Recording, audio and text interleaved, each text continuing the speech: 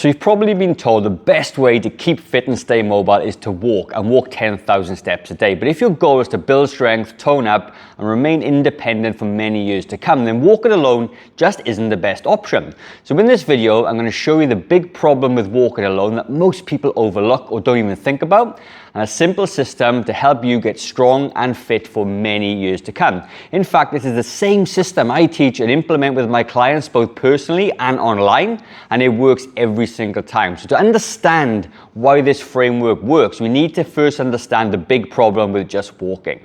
Walking doesn't provide any resistance to maintain or build your muscle. And people walk at the same pace, the same distance every single week, and there's no progression.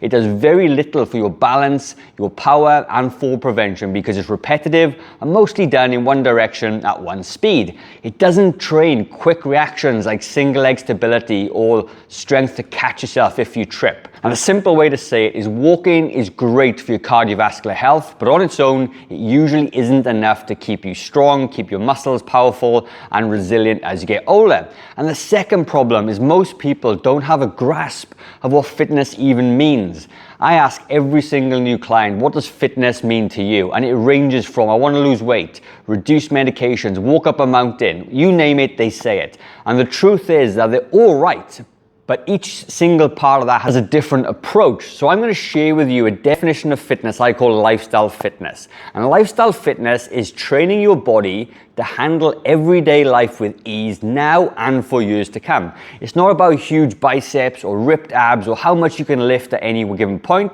It's about being able to stand up unaided, carry things around, lift without struggle, and play with grandkids, be in the garden, mobile enough to bend, reach, and stay pain-free, and fit enough to climb stairs and be active without fatiguing or being puffed out, and stable enough to have good balance so you don't fall over. And then you can be as independent for as many years to come. So really, lifestyle fitness is about being as fit as you need to be to do the things that you love to do in your daily life and not to have to rely on other people as you get older. So now we understand what fitness is and the big problem with walking. I'm going to step you through my simple system so you can steal it and implement it into your daily life. So the system is very, very clear, and I've labeled them 1 to 5, the order of importance that I believe it to be, okay?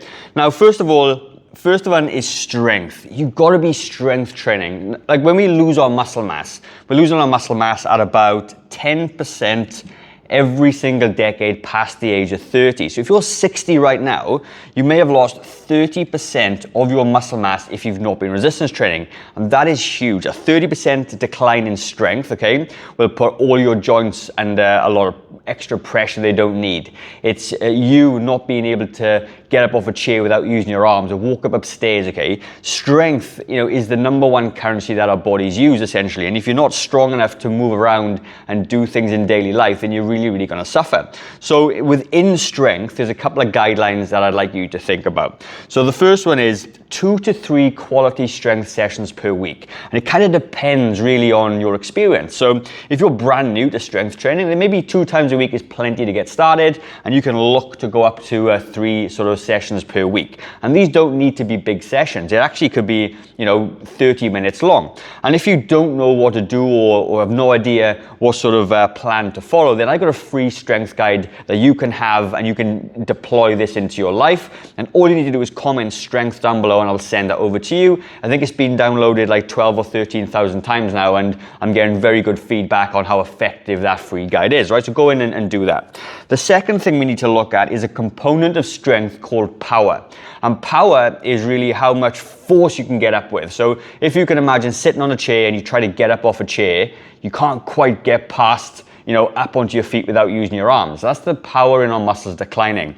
And you need to keep that nice and strong. And the way to really train power with anything is to stand up as fast as you can or push the weight as fast as you can.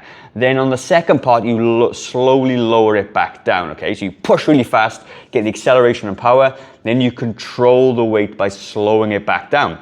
And if you do that, you work on both the power and the lowering. We cover all aspects of strength training by doing that, okay? So think of fast forward, slowly lowering it back down, and the whole entire rep is about 3 to 5 seconds, ideally 5 seconds long, right? Then we've got 10. 10 means 10 sets of exercises per body part per week, all right? So let's just say you work out your legs on a Monday, Wednesday, and Friday. You may do 4 sets of legs on Monday, which could be 4 sets of squats. Then you could do 3 on Wednesday, 3 on Friday. That gives you your sort of 10. That gives you your 10 sets across every body part, right? So it sounds a lot, but it's actually not when you break it up like this, okay? Then you've got FB. Now, I believe full body workouts are the best way to go, simply because it's just better for time. You can do a full body workout, okay, in 30 minutes, 3 times per week. But if you follow splits like arm day, leg day, back day, right? You have to train for 6 or 7 days per week. And if you get busy, and let's just say your leg day is on Friday, okay, and you miss it, then you go back to Monday again and you start with your chest, your arms, your back. And then what happens over the course of a month, you've only trained your legs maybe once or twice that month. But with a full body workout is, if you want to decrease the time you're in the gym, you could go from 3 sets to 2 sets to 1 set if you need to do that, okay? So you've got a lot more versatility that way. So AE just means any equipment. We know that we can get strong and work our muscles with resistance bands, with body weight, with dumbbells, with barbells, with kettlebells. As long as you're providing enough tension and force on the muscle and you're gaining quality effective reps, it doesn't really matter what piece of equipment that you use, okay? Certainly for some of the concepts around lifestyle fitness anyway. Now then the next sort of part of this, the next second thing is cardio. So walking should absolutely be part of your sort of program, but there needs to be some progression. You need to try and get better at it as well, right? And I always talk about zone 2 cardio. It's where you can work about 6 out of 7 out of 10. You can maintain a conversation. And the reason I like zone 2 so much is because you can recover from it really quickly. You can repeat it. You can do it anyway. You can do it with your family and friends, all right? On the other side of the coin, you could do high intensity interval training, okay, which is basically high intensity cardio. And you could do 75 minutes per week at about zone 2, about zone 3, zone 5, right? Now the problem I see with zone 3 cardio and 75 minutes of hard cardio is that a lot of my clients, from my perspective, all the hundreds of thousands of people that I've coached, right? They don't like working this hard. And if I've got somebody that has got a back problem or a knee problem, and I give them burpees or I give them box jumps, they can't do those exercises. And not only that, they don't like to work that hard. They feel like, it's too hard, it's too difficult. So we need to lower the barrier down to get people exercising. So my sweet spot is zone 2 cardio. I do a lot of cardio. I've just finished training for Ironman, okay? And most of that stuff has been zone 2 with some of the other high intensity stuff built in. So there's absolutely a case for each, and it is very individualized. But what I see with people to do this long term, you can get just as many benefits doing 150 minutes of steady state cardio, like I said, at that zone, okay? And it'll give you all the benefits this will without all of the downsides in what I've seen, in my opinion, right?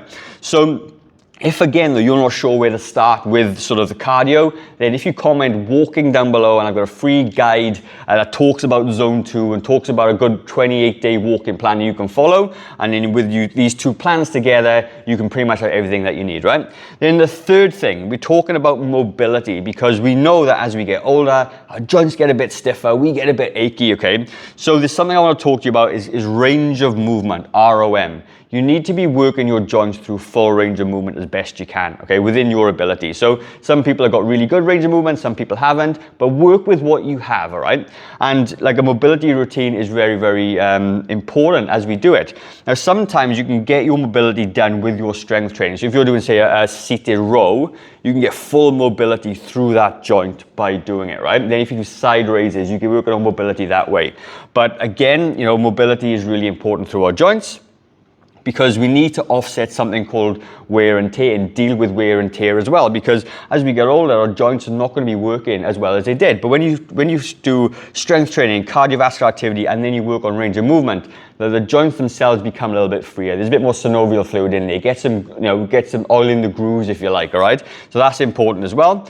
And we need to understand that if you have started strength training, okay, and it's been a long time and you jump straight into it, your muscles get stronger faster than your ligaments and tendons. So if you come into strength training and start lifting really heavy weights, okay, really fast, then maybe your muscles can handle it, but your tendons and ligaments can't. So that's why I always talk about, doing 12 to 15 reps per set of each exercise, because the weight is light enough to challenge your muscles, but it also allows your ligaments and tendons to catch up as well. You see bodybuilders all the time that take performance enhancing drugs and steroids and things, right? And what happens to those guys is that their muscles get so strong so fast that their ligaments and tendons can't deal with it, and you end up ripping tendons off the bone doing exercises. So it is really a big thing. You need to think about mobility, think about your wear and tear, think about your ligaments and tendons, and do things properly, right? Then we're going to talk about number 4, which is balance. Now, when you do strength training and do cardio, you will get better at balance, but there's certain things that we can do. We can do single leg drills. We can do drills with our eyes closed so we know where we are in time and space. And they're elements that you need to build in as well, because I've seen some people, very strong legs, walk all the time, but their neck is a bit stiff. And when they sort of turn that way, their whole body goes with it and they lose balance. So you need to work on things like your neck mobility as you go back to that as well, right? And all these things play an important part, so balance is important. And then the last thing we're going to talk about is recovery. And I always talk about getting about 8 to 9 hours sleep per night, because if you are too tired to do any of this stuff, then all this stuff is irrelevant. You need to get your sleep, right? Because recovery is part of it. When we sleep at night and we go into REM sleep, then our body is recovering. And when you're exercising like this, you could be strength training, 3 times a week. You could be doing cardio 3 times a week. Then you need to rest and sleep and, to let your body heal and recover again. And if we do it this way, what also you're not going to get the fatigue, massive fatigue on your nervous system. Whereas if you lift really heavy weights and do tons of high intensity cardio, then your body doesn't get a chance to recover properly, right? So I find this to be the sweet spot for people over 50, right up, like our clients are at 94 right now doing this kind of stuff, right? So that's kind of where I see you can do things better than just walking. Everything plays a part. We need to be thinking about lifestyle fitness. Think about that next time, right? It's not about big biceps and ripped abs. It's about being able to be around for as long as you possibly can to do the things that you love to do, and most of all, be independent. Now, while you're here, I do have a strength program called the Strength Reset, and it covers all these things. It's a paid plan. It only costs about $99 all right? And there's a link in the description for that. Now, it comes with a money back guarantee as well. So if you join it and don't like it, I'll refund you. It's totally fine. But if you are looking for a complete system that's been sort of put together, because I've got like 10,000 hours of coaching time with one-to-one clients, okay? I've been doing this for a long time, and it's based on all those learnings put together in a very simple plan format. And if you would like to get on the Strength Reset, I highly recommend you check it out. There's a link in the description. Like I say, if you buy it and you don't like it, I give you your money back, right? So hopefully this makes sense. Let me know in the comments what your thoughts are. I'm going to leave a video in the top left-hand corner there, which I think you will like. So head over to that video, and I'll see you very shortly.